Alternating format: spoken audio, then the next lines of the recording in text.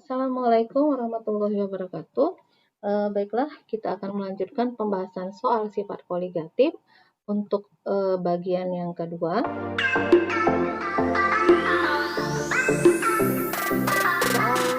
Soal yang pertama, nah ini masih ada hubungannya dengan soal yang pertama kemarin. Di sini bagian berikut menggambarkan larutan dengan berbagai konsentrasi. Nah, kalau ada gambar seperti ini, kan Ibu sudah bilang bahwa lihat bulatan-bulatannya. Kalau di sini enak, kalau kemarin soalnya itu bulatan kecil dengan bulatan besarnya. Ini bulatan putih dengan bulatan hitam. Di sini sudah ada keterangannya. Untuk bulatan hitam itu merupakan mol partikel zat terlarut. Untuk yang putih mol partikel pelarut. Yang ditanya, bagan yang menunjukkan titik didih larutan paling tinggi adalah, nah, titik didih. Untuk titik didih, semakin banyak zat terlarut, maka semakin apa? Semakin tinggi titik didihnya. Zat terlarut banyak,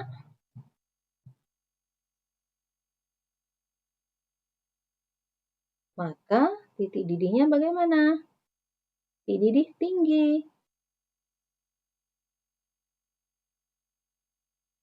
Ya. Nah, jadi di sini kalau yang di titik didihnya tinggi. Titik didih yang tinggi kita lihat zat terlarut banyak itu ada di nomor 2. Di sini ada kan bulatan hitamnya 4, di sini 5, ini 3, ini 2, ini 1. Berarti jawabannya benar ada di nomor 2. Seperti ini soal yang paling simpel ya. Biasanya kalau di ujian ini wajib benar kalau soal seperti ini. Lanjut ke soal kedua. Beberapa contoh penerapan sifat koligatif larutan dalam kehidupan sehari-hari adalah sebagai berikut. Proses penyerapan air, membasmi lintah, pemakaian garam dapur untuk pencairan salju, penambahan etilen glikol pada radiator mobil. Nah, ini yang merupakan penurunan titik beku larutan adalah nomor 3 dengan 4. Nah, jawabannya benar ya, 3 dengan 4. Nah, sekarang untuk 1 dan 2 itu satu penerapan dari sifat koligatif apa? 1 dengan 2 itu merupakan penerapan dari sifat koligatif. 1 dengan 2 adalah tekanan osmotik. Nah, kalau yang soal yang seperti ini itu istilahnya pemahaman ya. Jadi dibaca, silakan dibaca yang sudah Ibu berikan itu materi mengenai penerapan sifat koligatif larutan dalam kehidupan sehari-hari. Itu dilihat kembali. Kemudian soal yang ketiga. Sebanyak 18 gram glukosa MR 180 dilarutkan dalam 500 gram air. Jika KF airnya 1,8, maka titik bekunya berapa? Di sini hasilnya adalah min 0,36. Oke, kita cari ya. Diketahui, kita buat dulu diketahui.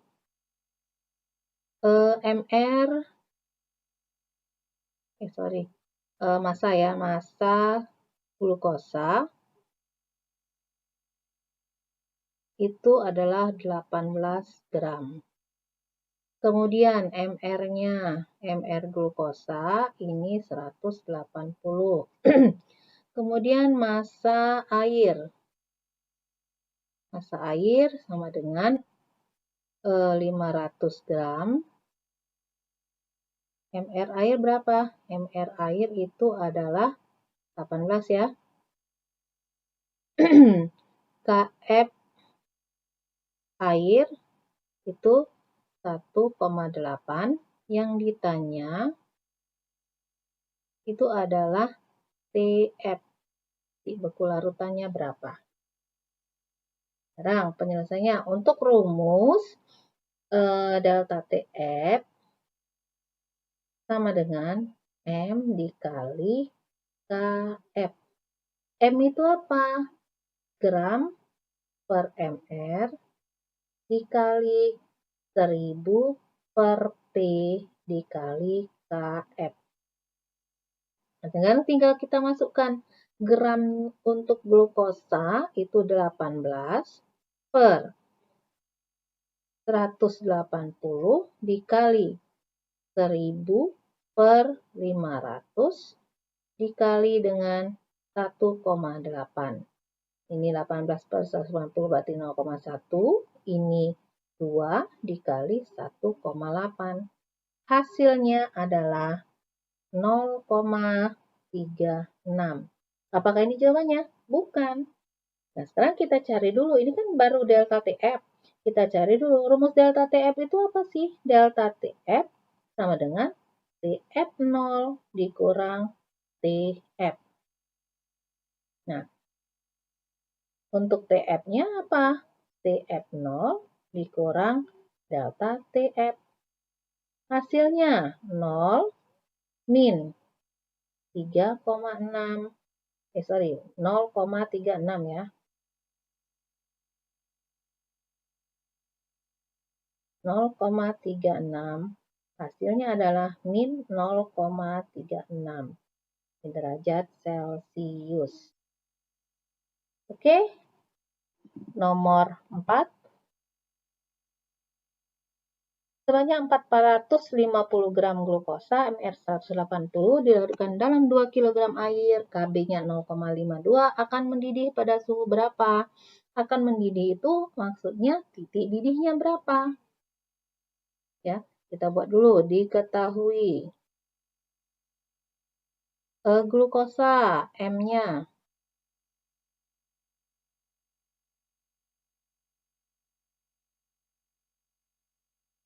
450 gram. MR-nya masih sama 180.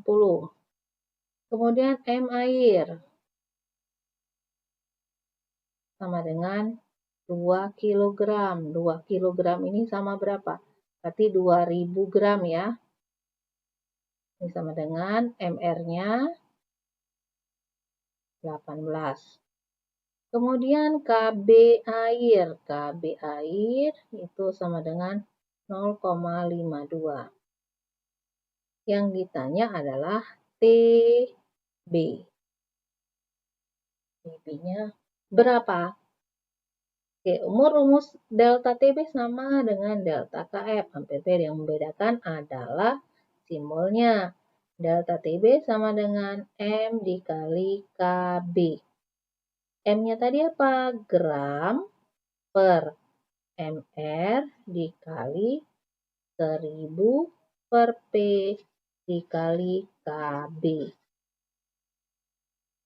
Nah, kita masukkan tinggal gramnya berapa di situ? 450 dibagi dengan 180 dikali 1000 per P-nya itu 2000 dikali KB-nya berapa? 0,52. Jadi ini hasilnya 2,5 dikali 0,5 dikali 0,52. Dapatnya 0,65. Untuk delta TB, rumusnya adalah TB dikurang TB0. TB-nya sekarang berapa? Delta TB0 ditambah delta TB. Jadi, hasilnya TB itu adalah 100 ditambah 0,65. Hasilnya adalah 100,65. Oke? Jadi jawabannya benar yang biru 100,65. Lanjut ke soal kelima. Suhu pada saat tekanan uap jenuh cairan sama dengan tekanan luarnya atau permukaan cairan dinamakan dengan titik didih. Jawabannya benar. Ya, benar ya. Jadi yang dikatakan titik didih itu jika tekanan uap jenuh cairan sama dengan tekanan permukaan cairannya. Oke, yang seperti ini mungkin tidak usah kita bahas, kita lanjut saja. Lanjut soal ke-6. Suhu pada saat tekanan uap cairan sama dengan tekanan uap padatannya dinamakan titik beku. Benar ya.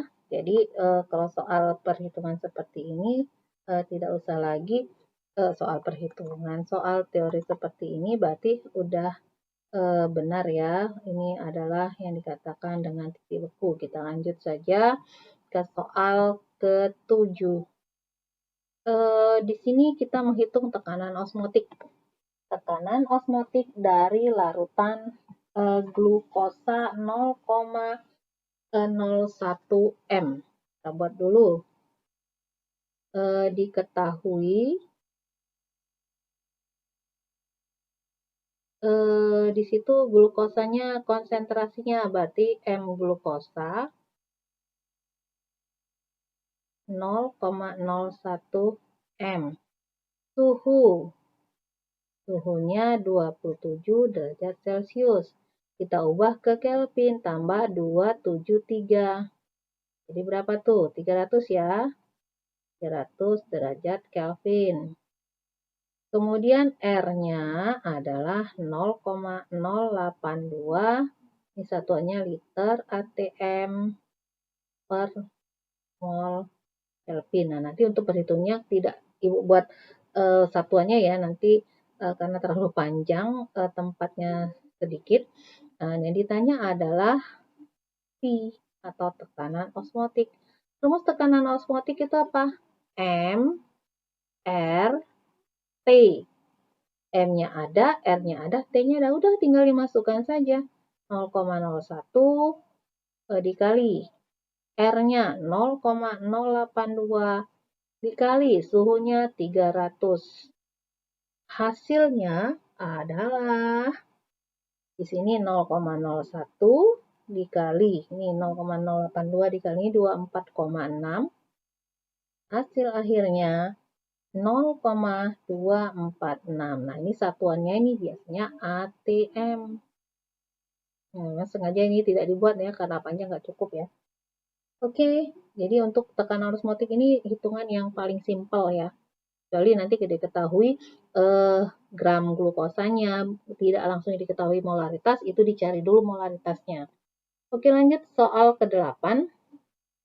Larutan yang isotonis dengan larutan glukosa 0,3 M adalah urea 0,3 M.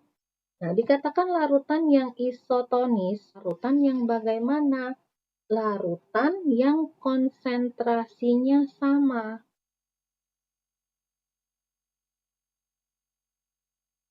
Nah, untuk pilihan jawaban di sini adalah larutannya adalah glukosa 0,3 M. Jadi jawabannya adalah urea 0,3 M.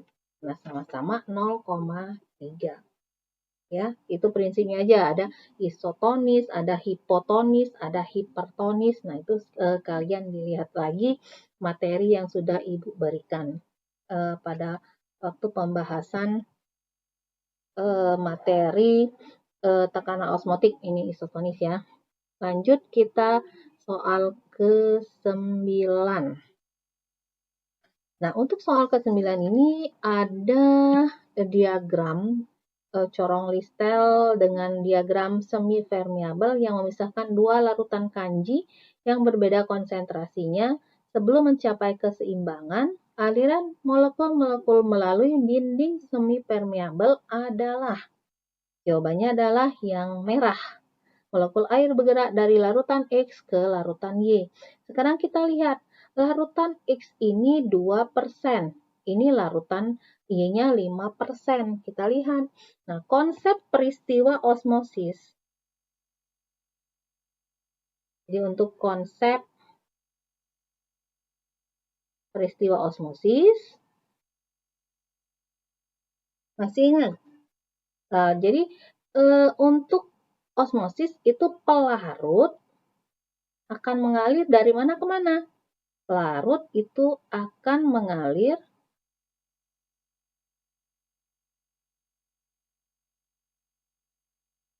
dari konsentrasi rendah ke konsentrasi tinggi.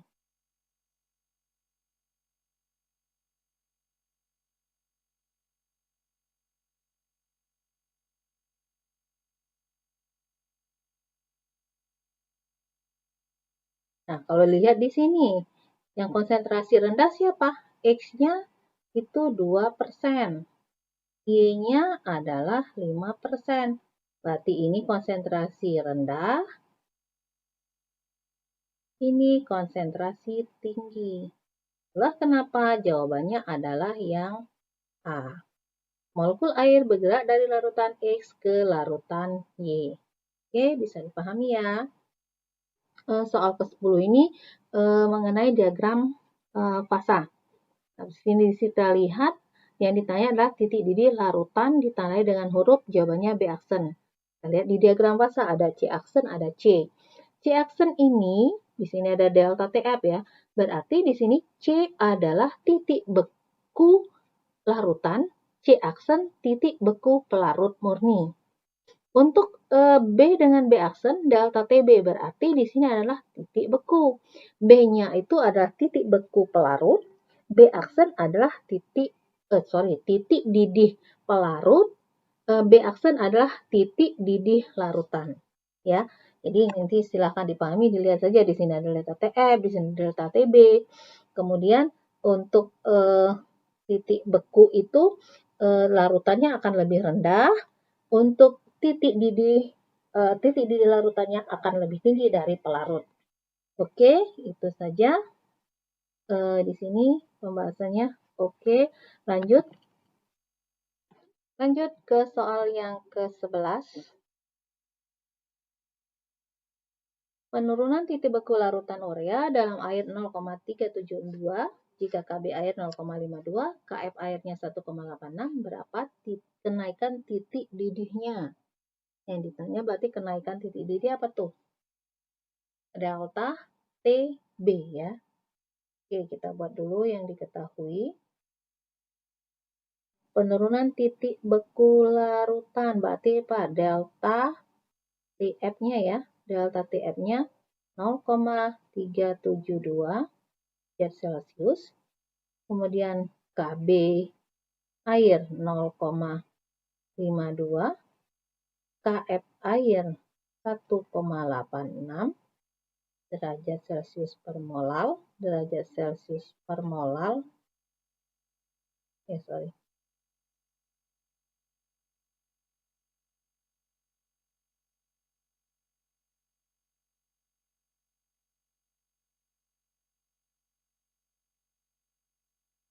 Yang ditanya adalah delta TB-nya berapa.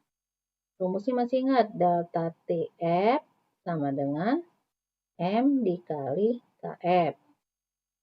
Delta TB, rumusnya M dikali KB. Nah, sekarang apa persamaan dari kedua ini? Berarti dia memiliki konsentrasi yang sama, M yang sama. Kita cari dulu M molalitas dari, ini kok delta TF ya? Delta TB. Nah, jadi cari dulu molalitas dari yang diketahui delta TF. Kita masukkan di sini delta TF sama dengan M dikali KF. M itu artinya delta TF dibagi dengan KF. Jadi M-nya sama dengan 0,37 dibagi 372 ya, 0,372 dibagi 1,86. Hasilnya adalah 0,2.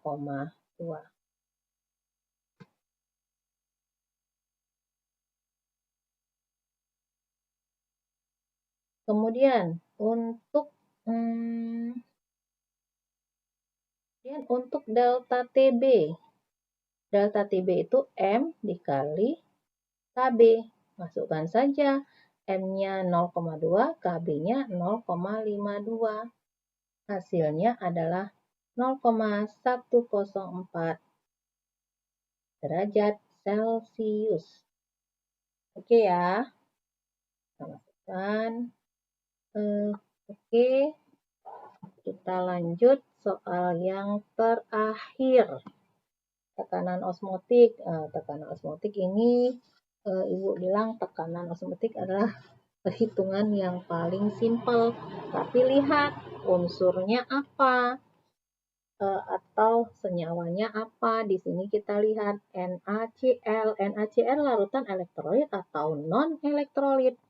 NaCl itu adalah larutan elektrolit. Elektrolit ada yang namanya faktor Van Hoff atau I. I itu rumusnya apa? I sama dengan 1 plus N-1 dikali alfa.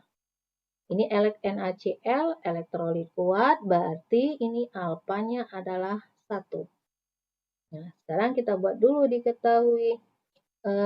Yang diketahuinya apa? Konsentrasi NaCl 1,35. Kemudian suhunya adalah 25 derajat Celcius. Kita rubah ke Kelvin. Tambah 273 artinya 298 ya. Kelvin.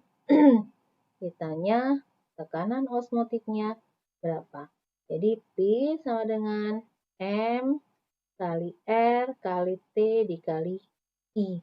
Kenapa ditambah I? Karena dia larutan elektrolit. Kita masukkan I-nya, M-nya itu 1,35. R-nya kita di sini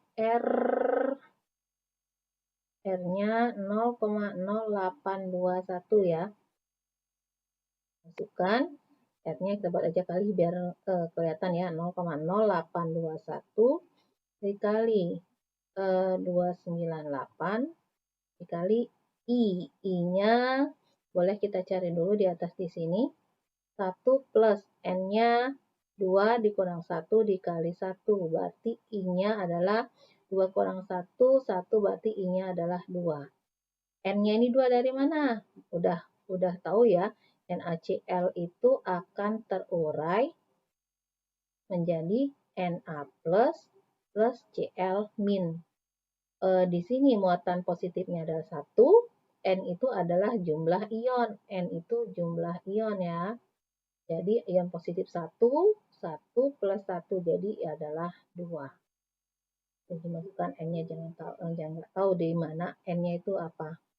Adalah I-nya itu dikali 2, berarti I-nya adalah 2.